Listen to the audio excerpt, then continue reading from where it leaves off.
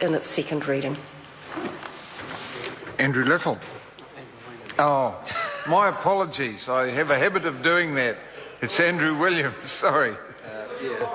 Thank you, Mr. Speaker.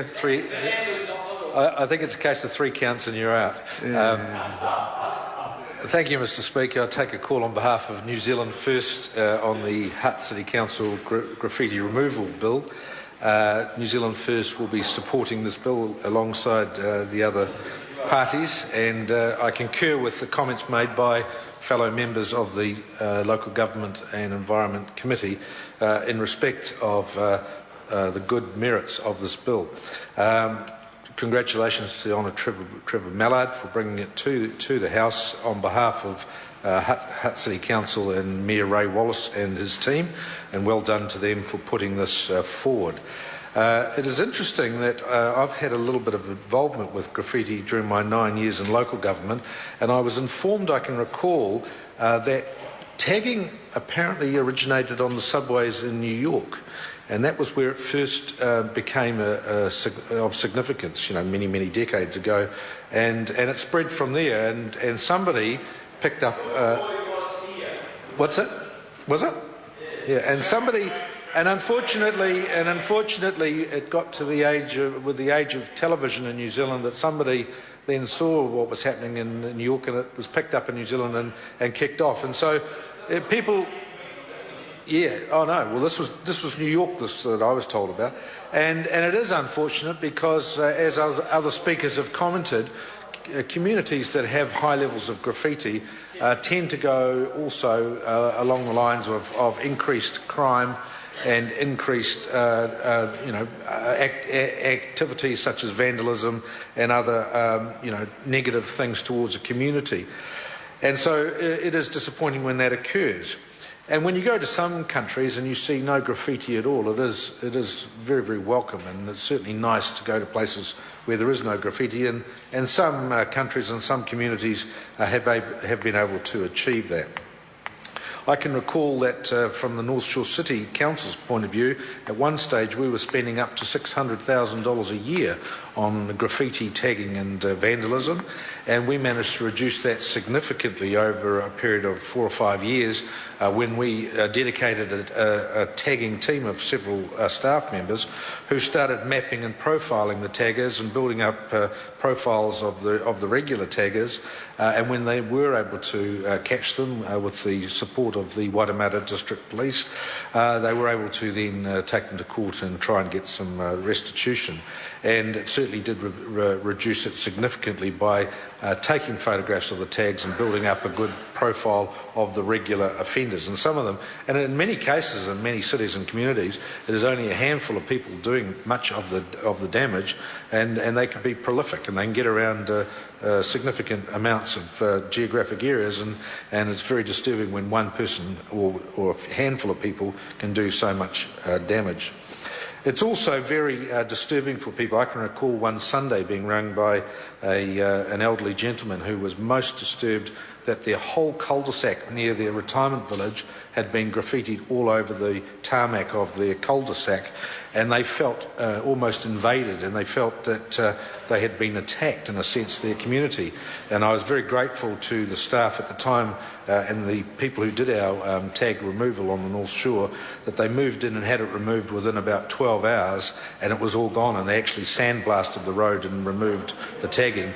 And that was a great relief to the people at the time who felt most threatened by this horrible tagging all over their street. One of the things we also did, and I know many communities are doing this throughout New Zealand now, was to make sure that the access to the aerosol cans and some of the various things that they use to put the graffiti on is restricted. And this is a good thing, and communities most certainly must ensure that wherever possible they restrict access to particularly the aerosol cans in lockable cabinets from the various DIY stores and hardware stores, and also that ID is required to purchase it when it's being sold to people of perhaps a more youthful age to inquire as to what the real purpose of the purchase is. and that's a good thing.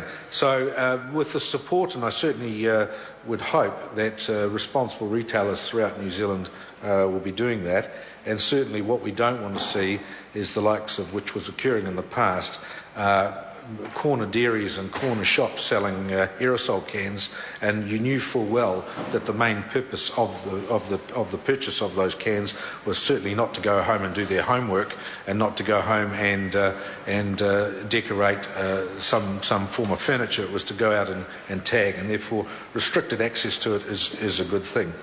But, Mr. Speaker, we do have a couple of concerns, New Zealand First, and one is that, of course, with the lid on the budget for police and police resources, it is putting more pressure on the likes of the councils and the local authorities to do the likes of this work, when in fact, if there were greater police resources and more budget available to the police to apprehend many of the offenders, then perhaps the source of the problem wouldn't be there to the same extent, rather than this situation where you're having to be the ambulance at the bottom of the cliff to fix the end result, rather than stopping it in the first place or apprehending those in the act.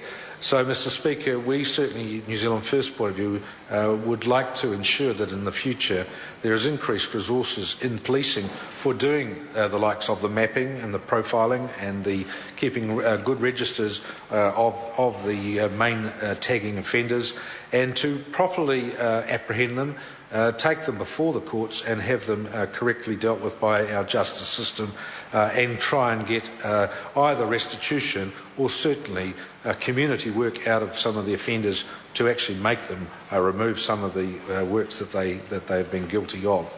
Mr. Speaker, there will be other councils in New Zealand who definitely will want to see this moved on throughout the country, and I certainly would hope that this is the beginning of it becoming a nationwide policy and a nationwide act in the future, because it has merit, and it would be a shame again, and we seem to be getting a lot of piecemeal legislation where one community can benefit from it while another community literally over the road will not, and that is a shame. So in the likes of the Wellington area, where there are some hot spots for graffiti, this would certainly be advantageous and very helpful to them.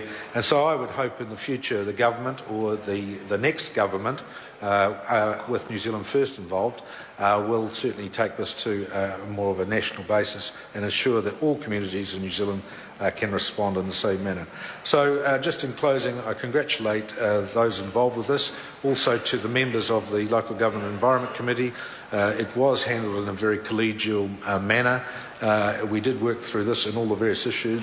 We did cover off some of the concerns about the authorities and just some of the civil rights issues that were involved, and therefore it is good legislation that as a result, because it's been hashed around a great deal and has been fine-tuned to come up with a very good solution that was acceptable to everyone. But congratulations again to Trevor Mallard for bringing it forward, and well done, and this is a good piece of legislation. Nikki Kay.